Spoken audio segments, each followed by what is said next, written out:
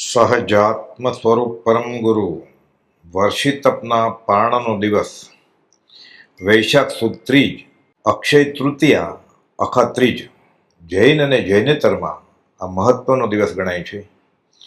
જૈન સંપ્રદાયમાં વર્ષિત તપની તપશ્ચર્યાના પારણનો દિવસ વ્યવહારમાં શુભ કાર્ય માટે ઉત્તમ દિવસ ગણાય છે અને લોકો ગતાનુગત રીતે સોનું વગેરે ખરીદીને તિજોરીમાં મૂકે.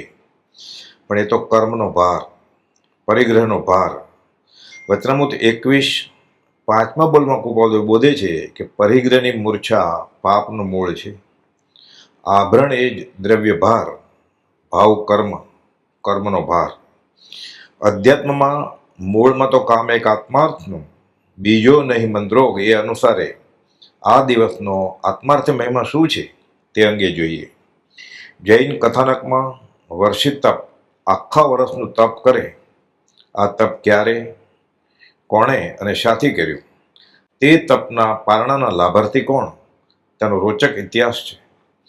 આ કાળચક્રના અવનશ્રીપણી કાળના ત્રીજા આરાના છેડાની વાત છે. પડતો કાળ, હજુ યુગલિયાનો કાળ, પણ હવે પડતો કાળ શરૂ થયો. યુગલિયાના એક જોડલામાંથી પુરુષ યુગલિકનું મૃત્યુ થયું અને સ્ત્રી યુગલિક એકલું થઈ ગયું. કોઈ જાણતું નથી કે આ બાળાનું કરવું શું, એનું ધ્યાન કોણ રાખશે. બધા મૂંઝવણ લઈ નાભિકુલકર પાસે આવ્યા. નાભિકુલકરે આ બાળાને પોતાના પુત્ર ઋષભ સાથે પરણાવી એમ નક્કી કરી આશ્રય આપ્યો. સુનંદા તેનું નામ. પુત્ર ઋષભને તો સુમંગલા નામે પહેલી પત્ની હતી જ. કેમ કે તે તો યુગલિક બંને સાથે જ જન્મેલ. ઋષભ પણ યુગલિક જ હતા.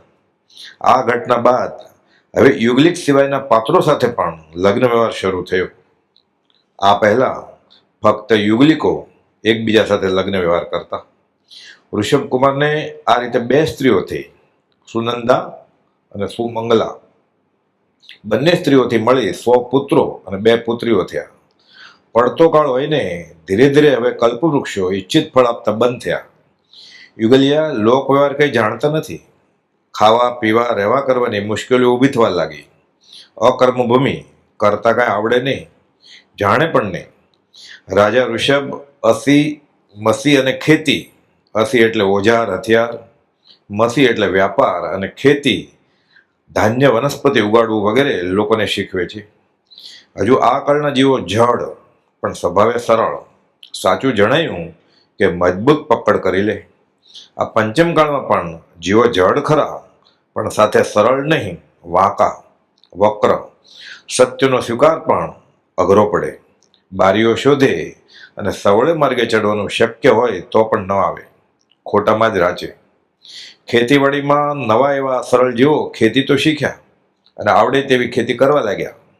બળદ જોંતરે જોડે આખો દાડો કામ કરે, પણ બળદ ભૂખ્યા થાય કે ખેતરનો ઊભો પાક જ ખાઈ લે. હવે ખેડૂત માટે બાકી વધે શું? એક દિવસ બધા ખેડૂતો રાજાને ફરિયાદ કરવા ગયા કે આ બળદો ઊભો પાક બધો ખાઈ જાય છે, અમારે કરવું શું? ઋષભ રાજાએ કહ્યું, ખેતર ખેડતી વખતે બળદના મોઢા કપડાથી બાંધી દેવા. સરળ જીવો સલાહ મુજબ આ લોકોએ બળદને મોઢે કપડું તો બાંધ્યું. હવે બળદ પાક ખાઈ જતા બંધ થયા. ખાસ ગતાગમ નહીં, તેથી કોઈ જાણતું નથી કે આ ખેડવાનું કામ પત્યા પછી કપડું કાઢી બળદને ખાવા માટે ઘાસ નીરવું જોઈએ. ભૂખ્યા બળદને ખાવા પીવાનું આપવું જોઈએ. બળદ તો હવે ભૂખ્યા તરસ્યા નબળા થઈ ગયા. મોઢું જ્યાં ઉગડતું જ નથી ત્યાં ઉઠવાની પણ તાકાત રહી નહીં. કામ કરે કઈ રીતે? ફરી બધા ખેડૂતો ભેગા થઈ આ ફરિયાદ લઈ ઋષભ રાજા પાસે આવ્યા. હવે તો આ બળદ ઉઠતા જ નથી. ઋષભ રાજાએ પૂછપરછ કરી, સાચી વાત જાણી. ખેડવાનું કામ પતે કે બળદના મોઢે બાંધેલું કપડું છોડવા કહ્યું અને સમજાવ્યું કે ફક્ત કામ કરતી વખતે જ મોઢું બાંધવું, આખો દિવસ મોઢું બાંધેલું રાખવું નહીં. પણ કર્મનો અટલ સિદ્ધાંત છે કે બાંધ્યા બિન ભોગતે નહીં, બિન ભૂક્ત્યા ન છૂટાય. આપી કરતા ભોગતા આપી દૂર કરાય.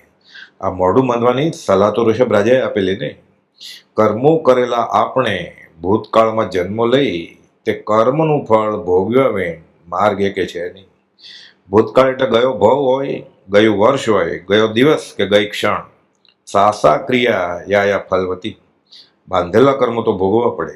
અને વળી એ સિદ્ધાંત છે, નિયમ એક ભેદે આ નિયમ એ જગતનો પ્રવર્તક છે. મોક્ષમાળા શિક્ષાપટ 101 પહેલો બોલ. ઉપયોગ સહિતે કે ઉપયોગ રહિતે, જાણતા કે અજાણતા, બાંધેલ કર્મ ભોગવે જ છૂટકો. ગુરુના ભોગવે ગુરુ, ચેલાના ભોગવે ચેલો.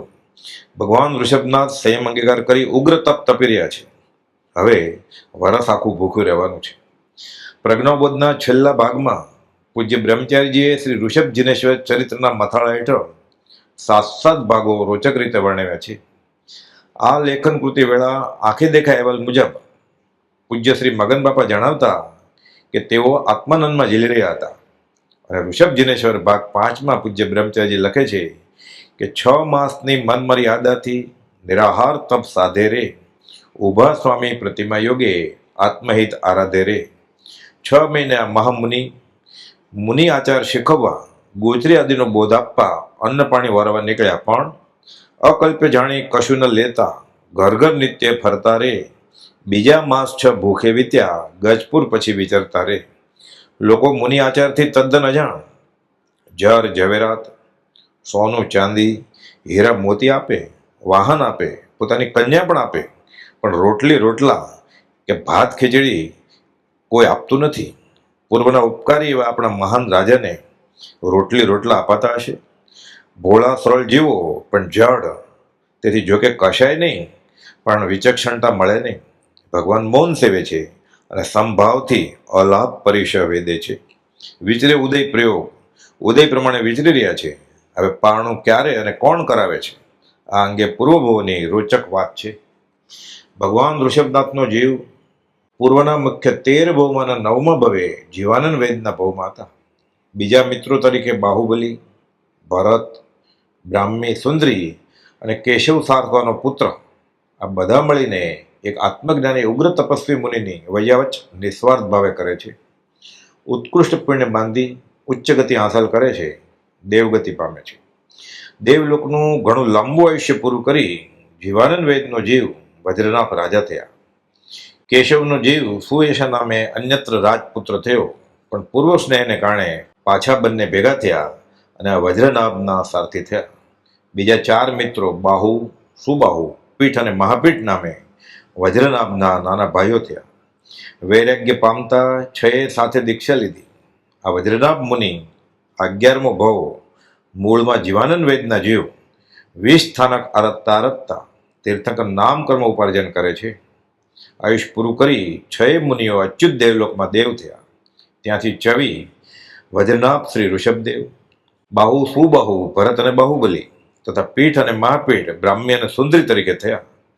સુયશાનો જીવ બાહુબલીના પુત્ર સોમપ્રભ રાજનના પુત્ર શ્રેયાંશ કુમાર રૂપે થયા. મૂળમાં તો આ જ નિર્નામિકાનો જીવ છે, જે ભગવાન ઋષભનાથનો જીવ જ્યારે લલિતાંગ દેવ હતા ત્યારે તેની પટ્ટદેવી સ્વયંપ્રભા રાણી તરીકે કરોડો વર્ષો સુધી સાથે સુખમાં રહ્યા હતા. 1 વર્ષના ઉપવાસ ભગવાન ઋષભનાથ વિચરતા વિચરતા ગજપુર નગરે સિધાવ્યા. હવે રોચક ઘટના ઘટી. બાહુબલીના સૂત સોમપ્રભ રાજ્ય કરે તે પૂરે રે, તે રાત્રે શ્રેયાંશ કુમારે સ્વપ્ન દીઠા શુભ ઉરે રે. પરોપકાર કારક પરમાત્મા ઉઠ્યા જગ ઉદ્ધરવા રે. પ્રભાતમાં તો પ્રભુ પધાર્યા, લોક મળી વિનવતા રે. કોલાહલનું કારણ જાણી કુમાર દર્શન કરતા રે. ગ્રંથ અભ્યાસે બુદ્ધિ જેવી જાતિ સ્મૃતિ જાગે રે. શ્રીમતી વજ્રજંગ આદિ ભવ આભવ જેવા લાગે રે. શેરડી રસનું દાન સરસ દે, પ્રભુ પોષે સ્વીકારે રે. વર્ષી તપનું થયું પારણું, સૂર આશ્ચર્ય વધારે રે. અક્ષય તૃતીયા દાન દિનતે હજી પણ મંગલકારી રે. પ્રભુ વિહાર કરી ગયા બીજે પૂર, કુમાર કીર્તિ વધારી રે. પરોપકાર કારક પરમાત્મા ઉઠ્યા જગ ઉદ્ધરવા રે. આ રીતે શ્રેયાંશ કુમારના હાથે ભગવાન ઋષભનાથને વર્ષી તપનું પારણું થયું. ભગવાન ઋષભનાથના વર્ષી તપનું પારણું આ દિવસે થયું અને આ દિવસ આજે પણ વર્ષી તપના પારણાનો દિવસ ગણાય છે. વૈશાખ તો ત્રીજ, અક્ષય તૃતીયા અખા ત્રીજ. ઉદયને યોગે વિચરતા ભગવાન ઋષભનાથને શું વરવવું, ક્યાં વરવા જેવું એ પણ નિયત નહીં, પણ વિચરે ઉદય પ્રયોગ એ રીતે સહજ તપ થતું જે મહાન નિર્જરાનું કારણ ગણાય છે.